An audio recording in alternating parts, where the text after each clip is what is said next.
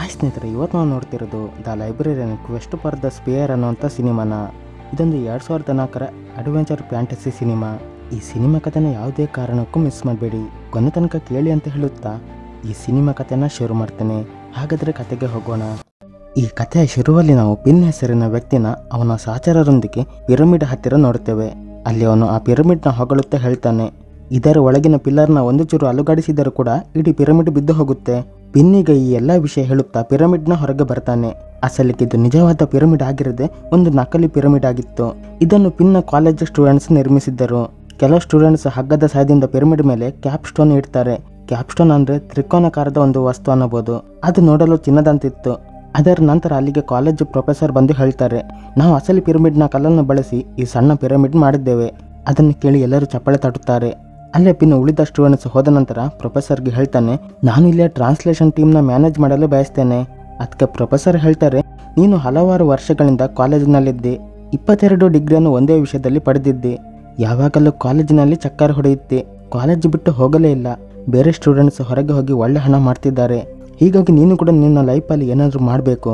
ಅದಕ್ಕೆ ಪಿನ್ ಹೇಳ್ತಾನೆ, ಕಲಿಯೋದು ಯಾವತ್ತಿಗೂ ಮುಗಿಯಲ್ಲ. ಪ್ರೊಫೆಸರ್ ಹೇಳ್ತಾರೆ, ನೀನು ಇದನ್ನು ಯೋಚನೆ ಮಾಡಿ ಕೆಲಸ ಮಾಡದಿದ್ರೆ ನಿನ್ನ ಅಮ್ಮನಿಗೆ ನಿನ್ನ ಸಾಕೋದು ಕಷ್ಟ ಆಗುತ್ತೆ. ನಿನ್ನ ತಾಯಿಗೆ ನಿನ್ನನ್ನು ನೋಡಿಕೊಳ್ಳಲು ಸಾಧ್ಯವಾಗಲ್ಲ. ಹೀಗಾಗಿ ನಾನು ಹೇಳುವ ಪ್ರಕಾರ ನೀನು ಈಗ ಕೆಲಸ ಮಾಡಲೇಬೇಕು. ಅದನ್ನು ಕೇಳಿ ಪಿನ್ ಇವರದೇ ಅಂತ ಪಿರಿ ಅಂತ ನಿರಾಶೆಗೊಂಡು ತನ್ನ ಮನೆಗೆ ವಾಪಸ್ ಹೋಗ್ತಾನೆ. ಅಸಲಿಗೆ ಪಿನ್ ಒಬ್ಬ ಪ್ರಾಮಾಣಿಕ ಸ್ಟೂಡೆಂಟ್ ಆಗಿದ್ದ. ಆದರೆ ಈಗ ಅವನ ವಯಸ್ಸು 30 ಆಗಿತ್ತು. ಅವನ ಅಮ್ಮನಿಗೆ ಅವನದ್ದೇ ಚಿಂತೆ. ಯಾಕೆಂದರೆ ಪಿನ್ಗೆ ಯಾವುದೇ ಗರ್ಲ್ ಫ್ರೆಂಡ್ ಕೂಡ ಇರಲಿಲ್ಲ. ಅವರಿಗೆ ಅವನ ಮದುವೆಯದ್ದೇ ಚಿಂತೆಯಾಗಿತ್ತು. ಯಾರೇ ಫ್ರೆಂಡ್ಸ್ ಕೂಡ ಇರಲಿಲ್ಲ. ಯಾವಾಗಲೂ ಬುಕ್ ಹಿಡ್ಕೊಂಡು ಓದ್ತಿದ್ದ. ಹಣ ಮಾಡಲಿಕ್ಕೆ ಏನೂ ಕೂಡ ಮಾಡ್ತಾ ಇರಲಿಲ್ಲ.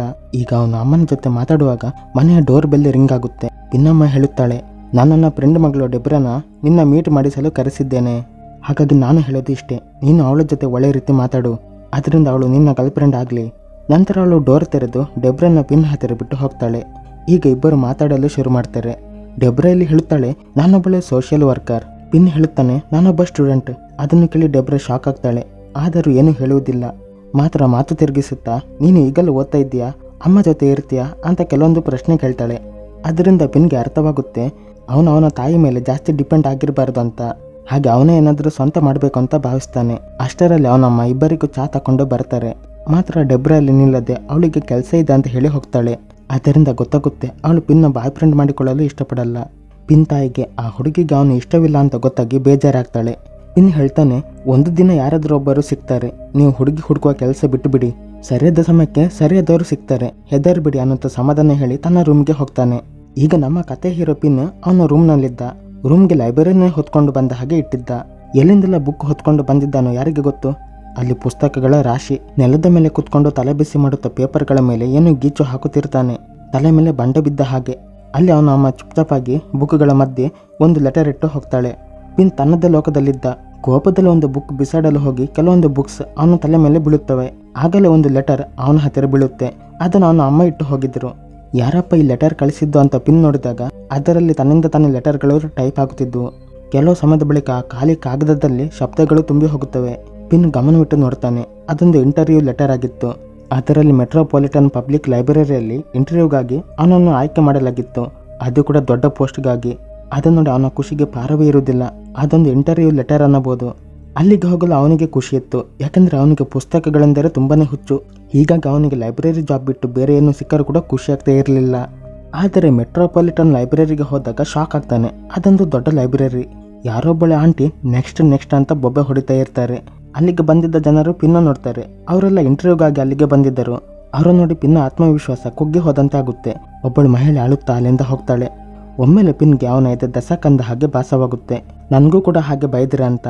ಹಿಂದೆ ನಿಂತಿದ್ದ ಹುಡುಗಿ ಹತ್ರ ನೀವು ಫಸ್ಟ್ ಹೋಗಿ ಅಂತ ಹೇಳಿ ಓಡಲು ಪ್ರಾರಂಭ ಮಾಡ್ತಾನೆ. ಆಗಲೇ ಅದೇ ಆಂಟಿ ಧ್ವನಿ ಅವನನ್ನು ಇಂಟರ್ವ್ಯೂಗಾಗಿ ಬರಲು ಹೇಳುತ್ತೆ. ಎಲ್ಲಿಗೆ ಹೋಗ್ತಿದ್ಯಾ, ಬೇಗ ಬಾ. ಆ ಧ್ವನಿ ಕೇಳಿ ಅವನು ಧ್ವನಿ ಬಂದ ಕೋಣೆಗೆ ಹೋಗಿ ನೋಡಿದರೆ ಯಾರೂ ಇಲ್ಲ. ಒಬ್ಬಳು ವಯಸ್ಸಾದ ಮಹಿಳೆಯನ್ನು ಬಿಟ್ಟು ದೂರದಲ್ಲಿ ಒಬ್ಬಳು ವಯಸ್ಸಾದ ಮಹಿಳೆ ಕೂತ್ಕೊಂಡಿದ್ದಾರೆ. ಅವರ ಮುಂದೆ ಸ್ವಲ್ಪವೇ ದೂರದಲ್ಲಿ ಒಂದು ಚೇರ್ ಇತ್ತು. ಈಗ ಅವನು ಎದುರು ಇರುವ ಮಹಿಳೆಗೆ ಇಂಟರ್ವ್ಯೂ ಕೊಡ್ತಾನೆ. ಇವರ ಆಂಟಿ ಅಂತ ಸಮಾಧಾನದಲ್ಲಿ ಹೋಗಿ ಕೂತ್ಕೊಂಡ್ರೆ ಆ ಮಹಿಳೆ ಅವನಿಗೆ ಒಂದೇ ಕ್ವಶನ್ ಕೇಳ್ತಾಳೆ, ಹಾಗಾದರೆ ನಿನ್ನ ಈ ಕೆಲಸಕ್ಕೆ ಯಾಕೆ ಆಯ್ಕೆ ಮಾಡಬೇಕು? ಅವಳ ಪ್ರಶ್ನೆಗೆ ಪಿನ್ ನಗಾಡುತ್ತಾ ಹೇಳ್ತಾನೆ, ನನಗೆ ಬುಕ್ಸ್ ಅಂದರೆ ತುಂಬಾ ಇಷ್ಟ. ನಾನು ತುಂಬಾ ಬುಕ್ಸ್ ಓದಿದ್ದೇನೆ. ಹಾಗೆ ನಾನು ಬೇರೆ ಬೇರೆ ಭಾಷೆ ಮಾತಾಡಬಲ್ಲೆ. ಹೀಗಾಗಿ ನಾನು ಈ ಕೆಲಸಕ್ಕೆ ಪರ್ಫೆಕ್ಟ್ ಕ್ಯಾಂಡಿಡೇಟ್. ಮಾತ್ರ ಅವನ ಈ ಉತ್ತರ ಇಂಟರ್ವ್ಯೂ ತಗೊಳ್ಳುವ ಮಹಿಳೆಗೆ ಇಷ್ಟವಾಗಲ್ಲ. ಕೂಡಲೇ ಅವಳು ಅವನಿಗೆ ತಮಾಷೆ ಮಾಡಬೇಡ ಅಂತ ಜೋರು ಮಾಡುತ್ತಾ ಅವನಿಗೆ ಮತ್ತೆ ಅದೇ ಪ್ರಶ್ನೆ ಕೇಳ್ತಾಳೆ, ನಿನ್ನ ಈ ಕೆಲಸಕ್ಕೆ ಯಾಕೆ ಸೆಲೆಕ್ಟ್ ಮಾಡಬೇಕು? ಪಿನ್ನಿಗೆ ಹೇಳ್ತಾನೆ, ನನಗೆ ರಿಸರ್ಚ್ ಬಗ್ಗೆ ಗೊತ್ತು, library of Congress, Dewey decimal system ಅದರ ಬಗ್ಗೆ ಕೂಡ ಗೊತ್ತು. ಇಷ್ಟೆಲ್ಲ ಹೇಳಿದರೂ ಅವಳಿಗೆ ಅವನ ಮಾತುಗಳಿಂದ ಸಮಾಧಾನವಾಗಲ್ಲ. ಏನಾದರೂ ಬೇರೆ ಹೇಳು ಅಂತಾಳೆ. ಅಯ್ಯೋ ಈ ಆಂಟಿಗೆ ಏನು ಹೇಳಿ ದೇವ್ರೆ ಅಂತ ಅಂದುಕೊಂಡು ಪಿನ್ ತನ್ನ ಕುರ್ಚಿಯಿಂದ ಎದ್ದು ಆ ಮಹಿಳೆ ಹತ್ತಿರ ಹೋಗ್ತಾನೆ.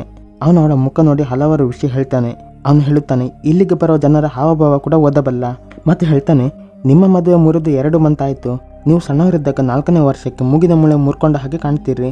ಸರ್ಜನಿಂದ ಆ ಗುರುತು ಹಾಗೆ ಉಳಿದಿದೆ. ಹಾಗೆ ನಿಮ್ಮ ತಲೆ ಕೂದಲು 3 ರೀತಿ ಇದೆ. ಅವನ ಮಾತು ಕೇಳಿ ಅವಳಿಗೆ ಶಾಕ್ ಆಗುತ್ತೆ. ಅಸಲಿಗೆ ಅವನು ನಿಜವನ್ನು ಹೇಳಿದ್ದ. ವಾಸ್ತವವಾಗಿ ಅವನು ಇದೆಲ್ಲ ಗೆಸ್ ಮಾಡಿರ್ತಾನೆ. ಆದರೆ ಅದು ಕರೆಕ್ಟ್ ಆಗಿತ್ತು. ಅವನ ಮಾತುಗಳಿಂದ ಇಂಪ್ರೆಸ್ ಆಗಿ ಆ ಮಹಿಳೆ ಅವನನ್ನು ಕೆಲಸಕ್ಕಿಡೋ ಬಗ್ಗೆ ಮಾತಾಡ್ತಾಳೆ. ಆಗಲೇ ಪಿನ್ಗೆ ಒಬ್ಬ ವ್ಯಕ್ತಿಯ ಮಾತು ಕೇಳುತ್ತೆ. ಅವನು ಪಿನ್ಗೆ ಮತ್ತೊಂದು ಕ್ವಶನ್ ಕೇಳ್ತಾನೆ, ಯಾವುದು ನಾಲೆಡ್ಜ್ಗಿಂತ ತುಂಬಾ ಇಂಪಾರ್ಟೆಂಟ್. ಅವನ ಮಾತಿಗೆ ಉತ್ತರ ಕೊಡುತ್ತಾ ಪಿನ್ ಹೇಳ್ತಾನೆ, ಹೃದಯದಿಂದ ಒಂದು ವಿಷಯದ ಬಗ್ಗೆ ಫೀಲ್ ಮಾಡುವುದು. ಕೂಡಲೇ ಪಿನ್ಗೆ ಕೆಲಸ ಕೊಡಲಾಗುತ್ತೆ. ಅದರ ನಂತರ ಆ ಪ್ರಶ್ನೆ ಕೇಳಿದ ವ್ಯಕ್ತಿ ಜಾನ್ಸನ್. ಅವನು ಪಿನ್ನ ಕೆಳಗಿನ ಅಂಡರ್ ಗ್ರೌಂಡ್ ಲೈಬ್ರರಿಗೆ ಕರ್ಕೊಂಡು ಹೋಗ್ತಾನೆ. ಅಲ್ಲಿ ಪ್ರತಿ ದ್ವಾರದ ಎದುರು ಗಾರ್ಡ್ ಇದ್ದರು. ಅವರನ್ನು ನೋಡಿ ಪಿನ್ ಜಾನ್ಸನ್ಗೆ ಪ್ರಶ್ನೆ ಕೇಳುತ್ತಾನೆ, ಇಲ್ಲಿ ಅಂತ ಯಾವ ಬುಕ್ಗಳಿವೆ? ಅದರ ಸುರಕ್ಷೆಗಾಗಿ ಇಷ್ಟೊಂದು ಗಾರ್ಡ್ಸ್ ಇದ್ದಾರೆ? ಜಾನ್ಸನ್ ಹೇಳುತ್ತಾನೆ, ನೀನೇ ನೋಡಿದರೆ ಸ್ವತಃ ನಿನಗೆ ಅರ್ಥವಾಗುತ್ತೆ. ನಂತರ ಅಲ್ಲಿ ಒಂದು ಬುಕ್ಕನ್ನು ಪಿನ್ ತೆಗೆಯಲು ಹೋದಾಗ ಅಲ್ಲಿ ಡೋರ್ ಒಂದು ತೆರೆದುಕೊಳ್ಳುತ್ತೆ. ಇಬ್ಬರು ಅಲ್ಲಿಂದ ಲಿಫ್ಟ್ ಮೂಲಕ ಲೈಬ್ರರಿ ಒಳಗೆ ಹೋಗ್ತಾರೆ. ಅಲ್ಲಿ ಹಲವಾರು ಬೇರೆ ಬೇರೆ ವಿಶಿಷ್ಟ ವಸ್ತುಗಳನ್ನು ಇಡಲಾಗಿತ್ತು. ಮತ್ತು ಅದೇ ವಸ್ತುಗಳಲ್ಲಿ ಪಿನ್ಗೆ ಒಂದು ಬಾಕ್ಸ್ ಸಿಗುತ್ತೆ. ಅದನ್ನು ತೆರೆದು ನೋಡಿದಾಗ ಅದರಿಂದ ಯಾವುದೋ ಒಂದು ಜಾದೂ ವಸ್ತು ಹೊರಗೆ ಬರಲು ಪ್ರಯತ್ನ ಮಾಡುತ್ತೆ. ಕೂಡಲೇ ಧಾವಿಸಿ ಬಂದ ಜಾನ್ಸನ್ ಅದನ್ನು ಬಂದ್ ಮಾಡಿ ಹೇಳ್ತಾನೆ, ಇದು ಪಾಂಡೋರ ಬಾಕ್ಸ್. ಇದನ್ನು ಸಾವಿರಾರು ವರ್ಷಗಳ ಹಿಂದೆ ಒಬ್ಬಳು ಹುಡುಗಿ ತೆರೆದಿದ್ದಳು. ಅವಳು ಹಾಗೆ ಮಾಡಿದ್ದರಿಂದ ಇದರಲ್ಲಿದ್ದ ಸೈತಾನದ ಶಕ್ತಿ ಭೂಮಿ ಮೇಲೆ 1000 ವರ್ಷ ರಾಜ್ಯವಳಿತ್ತು. ಹಾಗಾಗಿ ನೀನು ಈ ಬಾಕ್ಸ್ನ ತೆರೆಯದೇ ಇರುವುದೇ ಒಳ್ಳೆಯದು. ಈಗ ಲೈಬ್ರರಿಯಲ್ಲಿ ಇನ್ನು ಮುಂದೆ ಹೋದಾಗ ಪಿನ್ಗೆ ಎಕ್ಸ್ಕ್ಯಾಲಿಬರ್ ಹೆಸರಿನ ತಲವಾರು ಸಿಗುತ್ತೆ. ಅದು ಒಂದು ಕಲ್ಲೊಂದರಲ್ಲಿ ಸಿಲುಕಿತ್ತು. ಆಗ ಜಾನ್ಸನ್ ಅವನಿಗೆ ಹೇಳ್ತಾನೆ, ನೀನು ಬಯಸಿದರೆ ಈ ಕಲ್ಲಿನೊಳಗಿರೋ ತಲವಾರು ಹೊರಗೆ ತೆಗಿಬೋದು. ಪಿನ್ ಹೇಳ್ತಾನೆ, ನಾನು ಇದನ್ನು ತೆಗೆಯಲು ಸಮರ್ಥನಲ್ಲ. ಅದನ್ನು ತೆಗೆಯಲು ನಿರಾಕರಿಸುತ್ತೆ. ಹೇಳ್ತಾನೆ, ನನ್ನ ಮನೆಗೆ ನನಗೆ ಇಂಥ ಸ್ಪೆಷಲ್ ಲೈಬ್ರರಿಯನ್ ಕೆಲಸ ಸಿಕ್ಕಿದಂತೆ ಕೇಳಿದರೆ ಖುಷಿಯಾಗ್ಬೋದು. ಅವನು ಅಷ್ಟು ಹೇಳುತ್ತಿದ್ದಂತೆ ಯಾರೋ ಅದೃಶ್ಯ ಮಾನವ ಆ ತಲವಾರೆತ್ತಿ ಪಿನ್ ಕುತ್ತಿಗೆ ಮೇಲೆ ಇಡ್ತಾನೆ. ಇದರ ನಂತರ ಜಾನ್ಸನ್ ಅವನಿಗೆ ಹೇಳ್ತಾನೆ, ನೀನು ಈ ರಹಸ್ಯ ಯಾರಿಗೂ ಹೇಳಲು ಸಾಧ್ಯವಿಲ್ಲ. ಅಷ್ಟು ಹೇಳಿ ಅವನು ಅಲ್ಲಿಂದ ಹೋಗ್ತಾನೆ. ನಂತರ ಪಿನ್ ಆ ಲೈಬ್ರರಿಯಲ್ಲಿ ಡ್ಯೂಟಿ ಮಾಡಿ ಸಂಜೆ ಮನೆಗೆ ಹೋಗ್ತಾನೆ. ಇಲ್ಲಿಗೆ ಈ ಸೀನ್ ಕಟ್ಟಾಗುತ್ತೆ. ನೆಕ್ಸ್ಟ್ ಸೀನಲ್ಲಿ ಜಾನ್ಸನ್ ಬೇಸ್ಮೆಂಟ್ನ ಲೈಬ್ರರಿಗೆ ಹೋದಾಗ ಅಲ್ಲಿದ್ದ ಗಾರ್ಡ್ಸ್ ಪ್ರಜ್ಞೆ ಕಳೆದುಕೊಂಡಿದ್ದರು. ಇನ್ನೇನು ಅವನು ಏನಾದರೂ ಅರ್ಥ ಮಾಡಿಕೊಳ್ತಾನೆ ಅನ್ನುವಾಗ ಯಾರೋ ಒಬ್ರು ಅವನನ್ನು ಪ್ರಜ್ಞೆ ತಪ್ಪಿಸ್ತಾರೆ. ಈಗ ಸೀನ್ ಶಿಫ್ಟ್ ಆಗಿ ಒಬ್ಬ ವ್ಯಕ್ತಿನ ತೋರಿಸಲಾಗುತ್ತೆ. ಅವನಿಗೆ ಯಾರೋ ಇಬ್ಬರು ಕೊಡೆಯಂಥ ವಸ್ತುಗಳನ್ನು ಕೊಡ್ತಾರೆ. ಮರುದಿನ ಲೈಬ್ರರಿಯಲ್ಲಿ ಕೆಲಸ ಮಾಡುವ ಮಹಿಳೆ ಮತ್ತು ಪಿನ್ಗೆ ಜಾನ್ಸನ್ ಪ್ರಜ್ಞೆ ಕಳೆದುಕೊಂಡ ಸ್ಥಿತಿಯಲ್ಲಿ ಸಿಗ್ತಾನೆ. ಅವನು ಪ್ರಜ್ಞೆಗೆ ಬರ್ತಾ ಇದ್ದಂತೆ ಮೊದಲು ಸೆಕ್ಯೂರಿಟಿ ಕ್ಯಾಮರಾ ಚೆಕ್ ಮಾಡ್ತಾನೆ. ಈಗ ಅವರು ಕ್ಯಾಮರಾ ಫುಟೇಜ್ ನೋಡ್ತಾರೆ. ಸರ್ಪೆಂಟ್ ಬ್ರದರ್ಹುಡ್ ಅನ್ನುವ ಕಳ್ಳರ ಗುಂಪು ಸ್ಪೇರ್ ಆಫ್ ಡೆಸ್ಟಿನಿ ವಸ್ತುವನ್ನು ಲೈಬ್ರರಿಯಿಂದ ಕದ್ದು ಬಿಟ್ಟಿತ್ತು. ಅಸಲಿಗೆ ಸ್ಪೇರ್ ಆಫ್ ಡೆಸ್ಟಿನಿ ವಶ ಮಾಡಿಕೊಳ್ಳುವವರಿಗೆ ಜಗತ್ತನ್ನು ಆಳುವ ಶಕ್ತಿ ಬರುತ್ತಿತ್ತು. ಸ್ಪೇರ್ ಆಫ್ ಡೆಸ್ಟಿನಿ ಬಗ್ಗೆ ಪಿನ್ಗೂ ಕೂಡ ಗೊತ್ತಿರುತ್ತೆ. ಹಾಗೆ ಜಾನ್ಸನ್ ಕೂಡ ಅದರ ಬಗ್ಗೆ ಹೇಳ್ತಾನೆ. ಆದರೆ ಸರ್ಪೆಂಟ್ ಗ್ಯಾಂಗ್ನವರು ಕದ್ದ ಸ್ಪೇರ್ ಆಫ್ ಡೆಸ್ಟಿನಿ ಅದು ಪೂರ್ತಿ ಆಗಿರಲಿಲ್ಲ. ಯಾಕೆಂದರೆ ತುಂಬಾನೇ ಸಮಯದ ಮೊದಲು ಲೈಬ್ರರಿಯನ್ಸ್ ಸ್ಪೇರ್ ಆಫ್ ಡೆಸ್ಟಿನಿಯನ್ನು 3 ಭಾಗ ಮಾಡಿ ಬೇರೆ ಬೇರೆ ಜಾಗಗಳಲ್ಲಿ ಅವಿತಿಟ್ಟಿದ್ದರು. ಯಾಕೆಂದರೆ ಅದು ತಪ್ಪು ಕೈಗಳಿಗೆ ಸಿಗದೇ ಇರಲು. ಈಗ ಜಾನ್ಸನ್ ಹೇಳ್ತಾನೆ, ಹೇಗಾದ್ರೂ ಮಾಡಿ ಉಳಿದ 2 ತುಂಡನ್ನು ನಮ್ಮ ಕೈವಶಕ್ಕೆ ತಗೊಳ್ಬೇಕು. ಇಲ್ಲಾಂದ್ರೆ ಸರ್ಪೆಂಟ್ ಬ್ರದರ್ಹುಡ್ ಟೀಮ್ಗೆ ಆ 2 ಪಾರ್ಟಿಗಳು ಸಿಕ್ಕರೆ ಜಗತ್ತು ಕಷ್ಟಕ್ಕೆ ಸಿಲುಕುತ್ತೆ. ಅವನು ಅಷ್ಟು ಹೇಳಿ ಪಿನ್ಗೆ ಬುಕ್ ಆಫ್ ಬರ್ಡ್ಸ್ ಅಂದರೆ ಲ್ಯಾಂಗ್ವೇಜ್ ಆಫ್ ಬರ್ಡ್ಸ್ ಹೆಸರಿನ ಬುಕ್ ಕೊಡ್ತಾನೆ. ಅದೊಂದು ಪ್ರಾಚೀನ ಭಾಷೆಯ ಬುಕ್ ಆಗಿತ್ತು ಮತ್ತು ಅದರಲ್ಲಿ ಸ್ಪೇರ್ ಆಫ್ ಡೆಸ್ಟಿನಿಯ ಉಳಿದ ಬಗ್ಗೆ ಎಲ್ಲಿ ಅವಿತಿಟ್ಟಿದ್ದಾರೆ ಅಂತಿತ್ತು. ಇದರೊಂದಿಗೆ ಜಾನ್ಸನ್ ಅವನಿಗೆ ಇದನ್ನು ಕೂಡ ಹೇಳ್ತಾನೆ, ಸ್ಪೇರ್ ಆಫ್ ಡೆಸ್ಟಿನಿಯ 2ನೇ ಭಾಗ ಅಮೆಜಾನ್ನ ಯಾವುದೊಂದು ಕಾಡಲಿದೆ. ಆದರೆ ಅಲ್ಲಿಗೆ ಹೋಗೋ ದಾರಿ ಬಗ್ಗೆ ಈ ಬುಕ್ ಆಫ್ ಬರ್ಡ್ಸ್ನಲ್ಲಿ ಹೇಳಲಾಗಿದೆ. ಅಮೆಜಾನ್ ಅಂತ ಹೋಗಲು ಅವನಿಗೆ ಲೈಬ್ರರಿಯಲ್ಲಿ ಕೆಲಸ ಮಾಡುವ ಮಹಿಳೆ ಪ್ಲೇನ್ ಟಿಕೆಟ್ ಕೊಡ್ತಾಳೆ. ನಂತರ ಪಿನ್ ಆ ಬುಕ್ ತಗೊಂಡು ಅಮೆಜಾನ್ ಅಂತ ಹೋಗುವ ಒಂದು ಪ್ಲೇಟ್ನಲ್ಲಿ ಕುತ್ಕೊಂಡು ಬಿಡ್ತಾನೆ. ಅಲ್ಲಿ ಅವನ ಸೀಟ್ ಹತ್ತಿರ ಒಬ್ಬಳು ಸುಂದರವಾದ ಮಹಿಳೆ ಬಂದು ಕುತ್ಕೊಳ್ತಾಳೆ. ಆದರೆ ಕೆಲವೇ ಹೊತ್ತಲ್ಲಿ ಫ್ಲೈಟ್ನ ಒಬ್ಬ ಸಿಬ್ಬಂದಿ ಬಂದು ಆ ಮಹಿಳೆಯನ್ನು ತನ್ನ ಜೊತೆ ಕರ್ಕೊಂಡು ಹೋಗ್ತಾನೆ. ಆತ ಪಿನ್ ತನ್ನ ಪೂರ್ತಿ ಸಮಯ ಆ ಪುಸ್ತಕದಲ್ಲಿರುವ ಬರಹ ಓದುವುದರಲ್ಲೇ ಕಳೆದು ಬಿಡ್ತಾನೆ. ಕೊನೆಗೂ ಅವನಿಗೆ ಆ ಭಾಷೆ ಅರ್ಥವಾಗುತ್ತೆ. ಅವನಿಗೆ ಅಪಾಯದ ಸೂಚನೆ ಇರುವುದಿಲ್ಲ. ಅವನನ್ನೇ ಫಾಲೋ ಮಾಡುತ್ತಾ ಬಂದ ಸರ್ಪೆಂಟ್ ಬ್ರದರ್ಹುಡ್ನ ಗ್ಯಾಂಗ್ನ ಜನರು ಆ ಫ್ಲೈಟ್ನಲ್ಲಿದ್ದರು. ಈಗ ಅವರು ಅವನನ್ನು ಹಿಡಿದು ಪ್ರಜ್ಞೆ ತಪ್ಪಿಸುವ ಪ್ರಯತ್ನ ಮಾಡ್ತಾರೆ. ಎಲ್ಲಿದ್ದಳೋ ಏನೋ. ಆಗಲೇ ಆ ಸುಂದರ ಮಹಿಳೆ ಓಡುತ್ತಾ ಬಂದು ಪಿನ್ನ ಬಚಾವ್ ಮಾಡಿ ಆ ಜನರೊಂದಿಗೆ ಫೈಟ್ ಮಾಡಿ ಅವನೊಂದಿಗೆ ಈ ಫ್ಲೈಟ್ನಿಂದ ಕೆಳಗೆ ಹಾರಿಬಿಡ್ತಾಳೆ. ಅವಳ ಹತ್ತಿರ ಪ್ಯಾರಾಶೂಟ್ ಇತ್ತು. ಅವರ ಪ್ಲೇಟ್ ಅಮೆಜಾನ್ ಕಾಡಿನ ಮೇಲಿಂದ ಹಾದು ಹೋಗುತ್ತಿದ್ದರಿಂದ ಅವರು ಅದೇ ಕಾಡಿನೊಳಗೆ ಇಳಿತಾರೆ. ಅಲ್ಲಿ ಇಳಿದಾಗ ಆ ಮಹಿಳೆ ತನ್ನ ಹೆಸರು ನಿಕೋಲ್ ಅಂತ ಹೇಳುತ್ತಾಳೆ. ಪಿನ್ ತನ್ನ ಹೆಸರು ಪಿನ್ ಅಂತ ಪರಿಚಯಿಸ್ತಾನೆ. ಕೂಡಲೇ ಮೊಬೈಲ್ ತೆಗೆದು ಜಾನ್ಸನ್ಗೆ ಕಾಲ್ ಮಾಡಲು ಹೋಗ್ತಾನೆ. ನಿಕೋಲ್ ಅವನನ್ನು ತಡೆದು ಹೇಳ್ತಾಳೆ, ಫೋನ್ ಮಾಡಬೇಡ, ಸರ್ಪೆಂಟ್ ಗ್ಯಾಂಗ್ನವರು ಟ್ರ್ಯಾಕ್ ಮಾಡ್ತಾರೆ. ಅಸಲಿಗೆ ಅವಳನ್ನು ಕಳಿಸಿದ್ದು ಜಾನ್ಸನ್ನೇ ಆಗಿದ್ದ. ಇಲ್ಲಿ ನಿಕೋಲ್ ಹೇಳುತ್ತಾಳೆ, ಅವಳ ಕೆಲಸ ಲೈಬ್ರರಿಯನ್ನು ಉಳಿಸೋದು. ಹೀಗಾಗಿ ಅವಳು ಪಿನ್ಗೆ ಹೆಲ್ಪ್ ಮಾಡ್ತಿದ್ದಾಳೆ. ಈಗ ಅವ್ರಿಬ್ಬರು ಬುಕ್ನಲ್ಲಿ ಹೇಳಿದ ದಾರಿಯನ್ನು ನೋಡುತ್ತಾ ಮುಂದೆ ಹೋಗ್ತಾರೆ. ಅದರಲ್ಲಿ ಹೇಳಿದಂತೆ ಅವರು ಅಂದಾಜು 25 ಮೈಲುಗಳಷ್ಟು ದೂರ ನಡೆಯಬೇಕಾಗಿತ್ತು. ಪಿನ್ಗೆ ಹಾರ್ಟಲ್ಲಿ ಲಬ್ಡಬ್ ಜೋರಾಗಿತ್ತು. ನಿಕೋಲ್ ಮಾತ್ರ ಯಾವುದೇ ಯೋಚನೆ ಮಾಡದೆ ಮುಂದೆ ಹೋಗ್ತಿದ್ದಳು. ಮುಂದೆ ಹೋಗ್ತಿದ್ದ ಅವರಿಗೆ ಉದ್ದನೆಯ ಮರದ ಸೇತುವೆ ಸಿಗುತ್ತೆ. ಪಿನ್ ಅದನ್ನು ನೋಡಿ ಹೆದರಿ ಬಿಡ್ತಾನೆ. ಕೆಳಗಡೆ ನದಿಯೊಂದು ಹರಿತಿತ್ತು. ಅವನ ಹಿಂದೆ ಡವಡವ ಅನ್ನತೊಡಗಿತ್ತು. ಒಂದು ವೇಳೆ ಆ ಸೇತುವೆಯಲ್ಲಿ ಹೋಗುವಾಗ ಕೆಳಗೆ ಬಿದ್ದರೆ ಎಂತ ಮಾಡಲಿ ಅಂತ ಪಿನ್ ಯೋಚನೆಯಲ್ಲಿ ಬೀಳುತ್ತಾನೆ. ನಿಕೋಲ್ ಮಾತ್ರ ಯಾವುದಕ್ಕೂ ಕೇರೆ ಮಾಡಲ್ಲ. ಇವರು ಒಂದು ಜಲಪಾತದ ಹತ್ತಿರ ಇದ್ದರು. ಹೆದರ್ಬಿಡ, ನನ್ನ ಹಿಂದೆ ಬಾ ಅಂತ ನಿಕೋಲ್ ಅವನನ್ನು ತನ್ನ ಹಿಂದೆ ಬರಲು ಹೇಳ್ತಾಳೆ. ಮಾತಾಡುತ್ತಾ ಅವಳು ಕೇಳುತ್ತಾಳೆ, ನಿನ್ಗೆ ಯಾರು ಗರ್ಲ್ ಫ್ರೆಂಡ್ ಇಲ್ವಾ ಅಂತ. ಪಿನ್ ಮೊದಲೇ ಹೆದರಿದ್ದ. ಇಲ್ಲ ಅನ್ನುತ್ತಾ ನಗಡುತ್ತಾ ಬರುವಾಗ ಒಂದು ಕಡೆ ಮರದ ಹಲಗೆ ಮುರಿದು ಸೇತುವೆಗೆ ನೆತು ಬೀಳುತ್ತಾನೆ. ಅವನ ಜೀವ ಬಾಯಿಗೆ ಬಂದ ಹಾಗಾಗುತ್ತೆ. ಕೂಡಲೇ ನಿಕೋಲ್ ಪಿನ್ ಅಂತ ಕೂಗುತ್ತಾ ಹೋಗಿ ಅವನ ಸಹಾಯ ಮಾಡಲು ಪ್ರಯತ್ನ ಮಾಡ್ತಾಳೆ. ಹೇಗೂ ಮೇಲೆ ಬಂದವನು ಅಬ್ಬ ಬಚಾವಾದೆ ಅನ್ನಬೇಕು ಅಷ್ಟೇ. ಆಗಲೇ ಬ್ರಿಡ್ಜ್ ತುಂಡಾಗಿ ಬೀಳತೊಡಗುತ್ತೆ. ಇಬ್ಬರು ಓಡುತ್ತಾ ಮತ್ತೊಂದು ಬದಿಗೆ ಹಾರಿ ಬಿಡ್ತಾರೆ. ಇಬ್ಬರೊಂದು ದೊಡ್ಡ ಅಪಾಯದಿಂದ ಪಾರಾಗಿದ್ದರು. ಹೀಗೆ ಮುಂದೆ ಸಾಗುತ್ತಾ ರಾತ್ರಿ ಆಗುತ್ತೆ. ಸಿಕ್ಕಿದ್ದನ್ನು ಬೆಂಕಿಯಲ್ಲಿ ಬೇಯಿಸಿ ತಿನ್ನುವ ಪರಿಸ್ಥಿತಿ. ಹೊಟ್ಟೆ ಹಸಿವಿನಿಂದ ತಾಳ ಹಾಕಿತ್ತು. ಇಲ್ಲೇ ಪಿನ್ ತಲೆಯಲ್ಲಿ ಒಂದೇ ವಿಷಯ ಓಡ್ತಿರುತ್ತೆ. ಹಾಗಾದರೆ ಹಿಂದಿನ ಲೈಬ್ರರಿಯನ್ಗೆ ಏನಾಯ್ತು ಅನ್ನೋದು. ಆತ ಬ್ರದರ್ಹುಡ್ ಜನರು ಕೂಡ ಕಾಡಿಗೆ ಬಂದು ಒಬ್ಬ ಲೋಕಲ್ ಗೈಡ್ ಸಹಾಯದಿಂದ ನಿಕೋಲ್ ಮತ್ತು ಪಿನ್ನ ಹಿಂಬಾಲಿಸಲು ಶುರು ಮಾಡ್ತಾರೆ. ಅಸಲಿಗೆ ನಿಕೋಲ್ ತಮ್ಮ ಎದುರು ಬರೋ ಗಿಡ ಬಳ್ಳಿಗಳನ್ನು ತುಂಡು ಮಾಡುತ್ತಾ ಮುಂದೆ ಹೋಗ್ತಿದ್ದಳು. ಹೀಗಾಗಿ ಆ ಗೈಡ್ ಕೂಡ ತುಂಡು ಮಾಡಿದ ಗಿಡಗಳನ್ನು ಹಿಂಬಾಲಿಸುತ್ತಾ ಅವರನ್ನು ಹಿಂಬಾಲಿಸ್ತಾನೆ. ಪಿನ್ ಅತ್ತ ನೋಡಿದಾಗ ದೂರದಲ್ಲಿ ಬೆಂಕಿ ದೊಂದಿಯೊಂದಿಗೆ ಯಾರು ಬರುತ್ತಿರುವುದು ಅವನಿಗೆ ಗೊತ್ತಾಗಿ ನಿಕೋಲ್ಗೆ ಹೇಳುತ್ತಾನೆ. ಕೂಡಲೇ ನಿಕೋಲ್ ಅಲ್ಲಿ ಅವರು ಹಾಕಿದ್ದ ಬೆಂಕಿ ನಂದಿಸ್ತಾಳೆ. ನಿಕೋಲ್ ಈಗ ಅವನಿಗೆ ಹಿಂದಿನ ಲೈಬ್ರರಿಯನ್ ಎಡ್ವರ್ಡ್ ಬಗ್ಗೆ ಹೇಳ್ತಾಳೆ. ಅವಳು ಹೇಳುತ್ತಾಳೆ, ಎಡ್ವರ್ಡ್ ತುಂಬಾನೇ ಧೈರ್ಯಶಾಲಿ ಮತ್ತು ಹ್ಯಾಂಡ್ಸಮ್ ಆಗಿದ್ದ. ಹಾಗಾಗಿ ನಂಗೆ ಅವನ ಮೇಲೆ ಪ್ರೀತಿ ಆಯಿತು. 2 ವರ್ಷ ನಾವಿಬ್ಬರು ಒಟ್ಟಿಗೆ ಕೆಲಸ ಮಾಡಿದೆವು. ನಾವು ಅಂಟಾರ್ಟಿಕ್ಗೆ ಹೋಗಿದ್ದೆವು ಮತ್ತು ಇದೇ ನನ್ನ ತಪ್ಪಾಗಿತ್ತು. ಯಾಕೆಂದರೆ ಒಂದು ಸಲ ಅವನ ಜೊತೆ ಇದ್ದು ಮರುದಿನ ಬೆಳಿಗ್ಗೆ ನನಗೆ ಎಚ್ಚರವಾದಾಗ ಅವನು ನನ್ನ ಹತ್ತಿರ ಇರಲೇ ಇಲ್ಲ. ಆಗ ನಾನು ಅವನನ್ನು ಹುಡುಕ್ತಾ ಹೊರಗೆ ಹೋದೆ. ಅಲ್ಲಿ ಸರ್ಪೆಂಟ್ ಬ್ರದರ್ಹುಡ್ನ ಗ್ಯಾಂಗ್ನ ಜನರು ನನ್ನ ಎದುರು ಎಡ್ವರ್ಡ್ನ ಜೀವಂತ ಕೊಂದರು. ಅಸಲಿಗೆ ಆ ರಾತ್ರಿ ಅವಳು ಮಲಗದೆ ಎಡ್ವರ್ಡ್ಗಾಗಿ ಎಚ್ಚರ ಇದ್ರೆ ಇವತ್ತು ಅವನು ಜೀವಂತ ಇರ್ತಿದ್ದ. ಹೀಗೆ ಇಬ್ಬರು ಮಾತಾಡುವಾಗ ಈಗ ಅವರ ಮಾತುಕತೆ ನಡುವೆ ಇಬ್ಬರನ್ನು ಕಾಡಿನ ಆದಿವಾಸಿ ಜನರು ಹಿಡಿದು ತಮ್ಮ ಸರ್ದಾರನ ಹತ್ತಿರ ಎಳ್ಕೊಂಡು ಹೋಗ್ತಾರೆ. ಅಯ್ಯೋ, ಏನು ಮಾಡಲಿ, ಎಲ್ಲ ಕಡೆ ಅಪಾಯ ಅಂತ ತಲೆಬಿಸಿ ಮಾಡ್ತಾನೆ ಪಿನ್. ಎಂತ ಮಾಡುದು ಮರೆ ಅಂತ ಮನಸ್ಸಲ್ಲೇ ಓದಾಡ್ತಾನೆ. ಅಸಲಿಗೆ ಅವನು ನಿಕೋಲ್ನ ಇಷ್ಟಪಡಲು ಆರಂಭಿಸಿದ್ದ. ಮನಸ್ಸಲ್ಲೇ ಹೇಳ್ತಾನೆ, ಮೇಡಮ್ ಏನಾದರೂ ಮಾಡಿ ನನ್ನ ಬಚಾವ್ ಮಾಡಿ ಅಂತ. ಅಲ್ಲಿ ಪಿನ್ ಗಮನಿಸ್ತಾನೆ, ಆ ಕಾಡಿನ ಜನರು ಪೋರ್ಚುಗೀಸ್ ಭಾಷೆ ಮಾತಾಡ್ತಿದ್ರು. ಸರ್ದಾರ್ ಅವರೆದುರು ಬಂದು ಪಿನ್ ಬಗ್ಗೆ ಕೇಳ್ತಾನೆ. ಅವನು ನೋಡಲು ವಿಚಿತ್ರವಾಗಿದ್ದ. ಪಿನ್ಗೆ ಅವರ ಭಾಷೆ ಬರುತ್ತಿತ್ತು. ಹೀಗಾಗಿ ಅವನು ಪೋರ್ಚುಗೀಸ್ ಭಾಷೆಯಲ್ಲಿ ಅವರ ಜೊತೆ ಮಾತಾಡಿ ಅವರ ನಂಬಿಕೆ ಗಳಿಸ್ತಾನೆ. ಇದನ್ನು ಕಂಡು ನಿಕೋಲ್ಗೆ ಕೂಡ ಖುಷಿಯಾಗುತ್ತೆ. ಆದರೂ ಅವಳು ಅದನ್ನು ತೋರ್ಪಡಿಸಿಕೊಳ್ಳಲ್ಲ. ಅಲ್ಲೇ ಸರ್ದಾರ ಅವರಿಗೆ ರಾತ್ರಿ ಕಳೆಯಲು ಜಾಗ ಕೊಡ್ತಾನೆ. ರಾತ್ರಿ ಇಬ್ಬರಿಗೂ ಉಪಚಾರ ಮಾಡಲಾಗುತ್ತೆ. ನಿಕೋಲ್ ಪಿನ್ನ ಮುಖ ನೋಡಿದಾಗ ಅವನು ಯಾವುದೋ ಖುಷಿಯಲ್ಲಿ ತೇಲಾಡ್ತಿದ್ದ. ಈಗ ರಾತ್ರಿ ಕಳೆದು ಬೆಳಿಗ್ಗೆ ಆಗುತ್ತೆ. ಎಚ್ಚರೋದ ನಿಕೋಲ್ ಕಣ್ಣು ಬಿಟ್ಟು ನೋಡಿದರೆ ಅಲ್ಲಿ ಪಿನ್ ಇರಲೇ ಇಲ್ಲ. ಗಾಬರಿಯಾಗಿ ಅವಳು ಅವನನ್ನು ಹುಡುಕ್ತಾ ಹೋಗ್ತಾಳೆ. ಸರ್ದಾರನ ಹತ್ತಿರ ಕೇಳಿದರೆ ಅವನು ಪಿನ್ನ ತೋರಿಸ್ತಾನೆ. ಪಿನ್ನಲ್ಲಿ ಆ ಮಕ್ಕಳ ಜೊತೆ ಆಡ್ತಿದ್ದ. ಇದನ್ನು ನೋಡಿ ಅವಳು ನಿಟ್ಟುಸಿರು ಬಿಡ್ತಾಳೆ. ದುರದೃಷ್ಟ ಅನ್ನೋ ಹಾಗೆ ಸರ್ಪೆಂಟ್ ಜನರು ಅಲ್ಲಿಗೆ ಕೂಡ ಬಂದು ಅವರ ಮೇಲೆ ಗುಂಡಿನ ದಾಳಿ ಮಾಡ್ತಾರೆ. ಅಸಲಿಗೆ ಅವ್ರಿಗೆ ಆ ಹೆಸರು ಬರಲು ಕಾರಣ ಅವರ ಕೈಗಳಲ್ಲಿ ಹಾವಿನ ಟ್ಯಾಟು ಇತ್ತು. ನಮ್ಮ ಹೀರೋ ಪಿನ್ಗೆ ಓಡಿ ಸಾಕಾಗಿತ್ತು. ಎಲ್ಲಂತ ಓಡ್ಲಿ ಮಾರ್ರೆ, ಬೇತಾಳುಗಳು ಇಲ್ಲಿಗೆ ಕೂಡ ಬಂದ್ರ ಅಂತ ಮಂಡು ಬಿಸಿ ಮಾಡ್ತಾನೆ. ಅವನ ತಲೆ ಚಕ್ಕರ್ ಹೊಡೆಯುವಂತಾಗಿತ್ತು.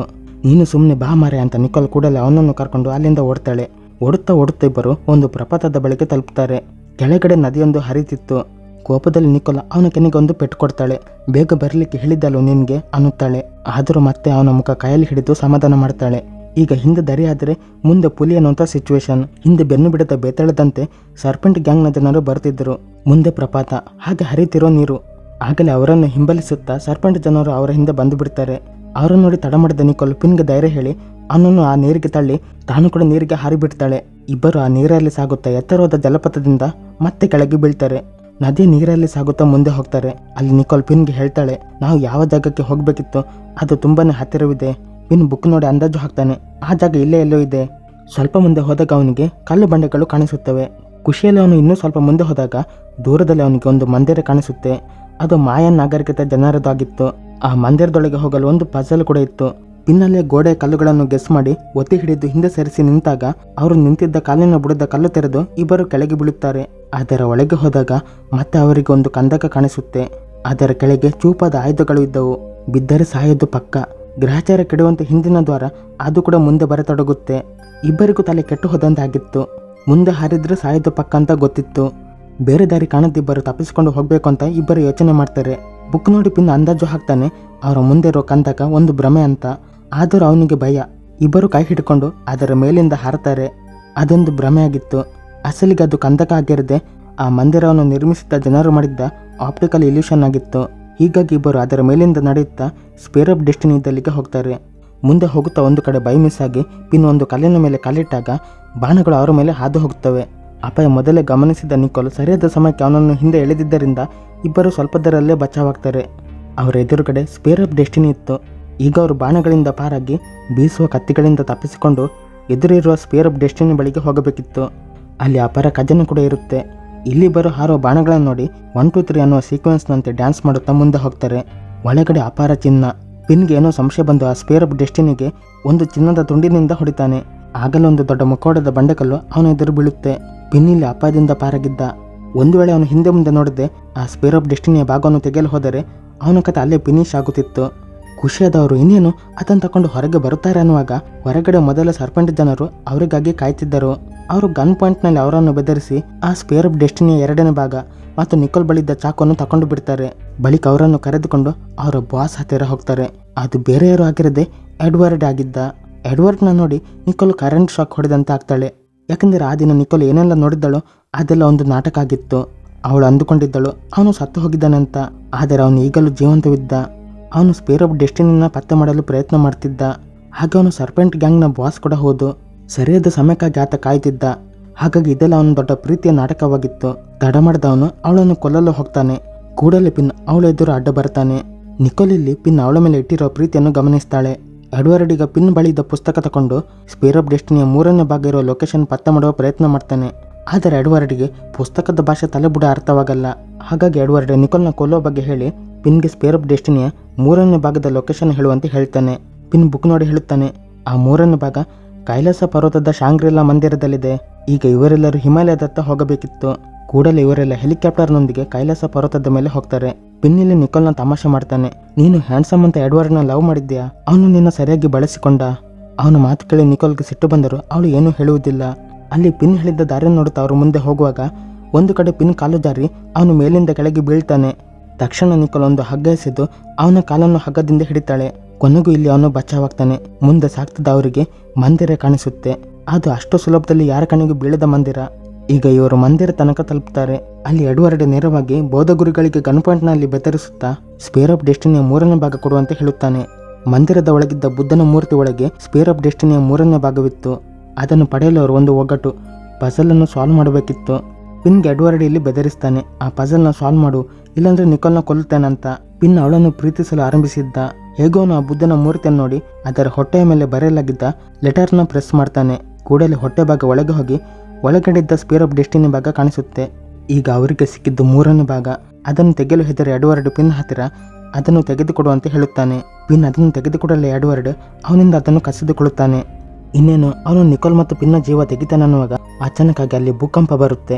ಅದನ್ನೇ ಬಳಸಿ ನಿಕೋಲ್ ಮತ್ತು ಪಿನ್ ಅಲ್ಲಿಂದ ಓಡಿಬಿಡ್ತಾರೆ. ಹೇಗೂ ನಿಕೋಲ್ ಆ ಸ್ಪೇರ್ ಆಫ್ ಡೆಸ್ಟಿನಿಯ ಕೊನೆಯ ಭಾಗ ಎಡ್ವರ್ಡ್ನಿಂದ ತನ್ನ ಕೈವಶ ಮಾಡಿಕೊಂಡಿದ್ದಳು. ಆತ ಎಡ್ವರ್ಡ್ ಹತ್ತಿರ 2 ಭಾಗಗಳು ಮಾತ್ರ ಉಳಿದಿದ್ದವು. ಬಳಿಕ ನಾವು ಪಿನ್ನ ಮಂಗೋಲಿಯಾದ ಒಂದು ಹೋಟೆಲ್ನಲ್ಲಿ ನೋಡ್ತೇವೆ. ಅಲ್ಲಿ ಅವನು ಜಾನ್ಸನ್ಗೆ ಹೇಳುತ್ತಾನೆ ಸ್ಪೇರ್ ಆಫ್ ಡೆಸ್ಟಿನಿಯ ಕೊನೆ ಭಾಗ ಅವನ ಹತ್ತಿರ ಸುರಕ್ಷಿತವಾಗಿದೆ. ಆಗಲೇ ಒಬ್ಬ ವೇಟರ್ ಅವನ ರೂಮ್ಗೆ ಶಾಂಪೇನ್ ಬಾಟಲ್ ತಗೊಂಡು ಬರ್ತಾನೆ. ಪಿನ್ ಇದನ್ನು ನೋಡಿ ಹೇಳ್ತಾನೆ, ನಾನು ಶಾಂಪೇನ್ ತರಲು ಹೇಳಲಿಲ್ಲ. ನಿಕೋಲ್ ಆಗ ಬಾತ್ರೂಮಿಂದ ಹೊರಗೆ ಬರುತ್ತೆ ಹೇಳುತ್ತಾಳೆ, ಈ ಶಾಂಪೇನ್ ನಾನೇ ತರಲು ಹೇಳಿದ್ದು. ಮರುದಿನ ಬೆಳಿಗ್ಗೆ ಪಿನ್ ಎದ್ದಾಗ ನೋಡ್ತಾನೆ ಅಲ್ಲಿ ನಿಕೋಲ್ ಇರಲೇ ಇಲ್ಲ. ಹಾಗೆ ಸ್ಪೇರ್ ಆಫ್ ಡೆಸ್ಟಿನಿಯ 3ನೇ ಭಾಗ ಅದು ಕೂಡ ಕಾಣೆಯಾಗಿತ್ತು. ಹಾಗೆ ಆ ಹುಡುಗಿ ನಿಕೋಲ್ ಆಗಿರದೆ ಸಾರ್ಪೆಂಟ್ ಬ್ರದರ್ಹುಡ್ನ ಒಬ್ಬಳು ಮೆಂಬರ್ ಆಗಿದ್ದಳು. ನಿಕೋಲ್ನ ಇಲ್ಲಿಂದಲೇ ಕಿಡ್ನಾಪ್ ಮಾಡಿದ್ದರು. ಪಿನ್ ಒಟ್ಟಿಗಿದ್ದ ಹುಡುಗಿ ನಿಕೋಲ್ನಂತೆ ವೇಷ ಧರಿಸಿ ಪಿನ್ನಿಂದ ಸ್ಪೇರ್ ಆಫ್ ಡೆಸ್ಟಿನಿಯ ಕೊನೆಯ ಭಾಗ ಅದನ್ನು ಕಸಿದುಕೊಂಡಿದ್ದಳು. ಅದು ತಿಳಿದ ಕೂಡಲೇ ಪಿನ್ ಆ ಹೋಟೆಲ್ನಿಂದ ಹೊರಗೆ ಬರುತ್ತಾ ವಾಪಸ್ಸು ತನ್ನ ಸಿಟಿಗೆ ಬರ್ತಾನೆ. ಯಾಕೆಂದರೆ ಅವನಿಗೆ ಮೊದಲೇ ಗೊತ್ತಿತ್ತು ಸ್ಪೇರ್ ಆಫ್ ಡೆಸ್ಟಿನಿಯ 3 ಭಾಗ ಜೋಡಿಸಲು ಎಡ್ವರ್ಡ್ಗೆ ಪಿರಮಿಡ್ನ ಒಂದು ಸಣ್ಣ ಭಾಗ ಬೇಕು. ಅದು ಕ್ಯಾಪ್ಸ್ಟೋನ್, ಒಂದು ರೀತಿಯ ಕಲ್ಲು ಅನ್ನಬಹುದು. ಜಾನ್ಸನ್ಗೆ ಈಗ ಪಿನ್ ನಡೆದ ವಿಷಯ ಹೇಳ್ತಾನೆ. ಹಾಗೆ ಆರ್ಮಿ ಅಥವಾ ಮೆರೈನ್ ಟೀಮ್ಗೆ ಇದರ ವಿಷಯ ಹೇಳಲು ಹೇಳ್ತಾನೆ. ಮತ್ತು ಅವನಿಗೆ ಒಂದು ವಿಷಯ ಮೊದಲೇ ಗೊತ್ತಿತ್ತು, ಸ್ಪೇರ್ ಆಫ್ ಡೆಸ್ಟಿನಿಯ 3 ಭಾಗ ಜೋಡಿಸಲು ಎಡ್ವರ್ಡ್ಗೆ ಪಿರಮಿಡ್ನ ಒಂದು ಸಣ್ಣ ಭಾಗ ಬೇಕು. ಅದು ಕ್ಯಾಪ್ಸ್ಟೋನ್. ಈಜಿಪ್ಟ್ನ ಪಿರಮಿಡ್ ಕ್ಯಾಪ್ಸ್ಟೋನ್ ಕಳ್ಳತನಾಗಿತ್ತು. ಹೀಗಾಗಿ ಎಡ್ವರ್ಡ್ ಖಂಡಿತ ಪಿನ್ನ ಕಾಲೇಜಿನಲ್ಲಿರೋ ಪಿರಮಿಡ್ ಹತ್ತಿರ ಹೋಗ್ತಾನೆ ಅಂತ ಪಿನ್ ಅಂದಾಜು ಹಾಕ್ತಾನೆ. ನೇರವಾಗಿ ಅವನು ತನ್ನ ಕಾಲೇಜಿಗೆ ಹೋಗ್ತಾನೆ. ಅಲ್ಲಿ ಅವನಿಗೆ ಜಾನ್ಸನ್ ಕೂಡ ಸಿಗ್ತಾನೆ. ಜಾನ್ಸನ್ ಹತ್ತಿರ ಅವನು ಆರ್ಮಿ ಬಗ್ಗೆ ಕೇಳಿದಾಗ ಜಾನ್ಸನ್ ಕೂಡಲೇ ತನ್ನ ಕೈಲಿದ್ದ ಟ್ಯಾಟೂ ಒಂದನ್ನು ತೋರಿಸ್ತಾನೆ, ಸೆಂಪರ್ ಪೈ ಅಂತ. ಅಸಲಿಗೆ ಅವನು ಆರ್ಮಿಯವನೇ ಆಗಿದ್ದ. ಈತ ಎಡ್ವರ್ಡ್ ಮತ್ತು ಅವನ ಜನರು ನಿಕೋಲ್ನ ಹಾಗೆ ಕಾಲೇಜಿನ ಪ್ರೊಫೆಸರ್ನ ಬಂದಿಯಾಗಿ ಮಾಡಿದ್ದರು. ಪಿನ್ಗೆ ಬುದ್ಧಿವಾದ ಹೇಳಿದ್ದ ಪ್ರೊಫೆಸರ್ ಹ್ಯಾರಿಸ್ ಅವನು ಕೂಡ ಸರ್ಪೆಂಟ್ ಗ್ಯಾಂಗಿನವರೊಂದಿಗೆ ಸೇರಿಕೊಂಡಿದ್ದ. ಈ ದಿನ ಹುಣ್ಣಿಮೆ ದಿನವಾಗಿತ್ತು.